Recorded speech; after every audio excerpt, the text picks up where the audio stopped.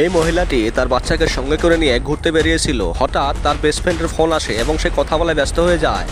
পেছন থেকে বাচ্চা অপহরণকারীরা তার বাচ্চাটিকে অপহরণ করে নিয়ে যাচ্ছিল। এই দৃশ্যটি রাস্তার পাশে দাঁড়িয়ে থাকা একটি ছেলের চোখে পড়ে যায়। ছেলেটি দৌড়ে গিয়ে গাড়ির সামনে দাঁড়িয়ে যায় এবং বলে, বাচ্চাটিকে ছেড়ে দে, না হলে 119 পুলিশ সার্ভিসে কল করব। এটা শুনে লোক দুটি ভয়ে পালিয়ে যায়। মহিলাটির কথা বলা শেষ হওয়ায় সে ফোনটি কেটে দেয়। ফোনটি কেটে দিয়ে যখন পিছন ফিরে দেখে বাচ্চাটি নেই, সে ভয়ে পাগল হয়ে যায় এবং কাঁদতে থাকে এবং দৌড়াতে থাকে।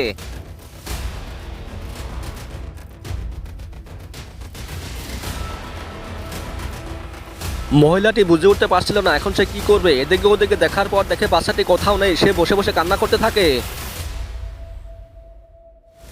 ছেলেটা বাচ্চাটিকে উদ্ধার করে এনে মহিলার কাছে পৌঁছে দেয়। মোবাইলের জন্য বাচ্চাটির প্রতি এত কেয়ারলেস হওয়ায় ছেলেটা রাগ উঠে যায় এবং মহিলার হাতে থাকা মোবাইলটি ভেঙে দেয়।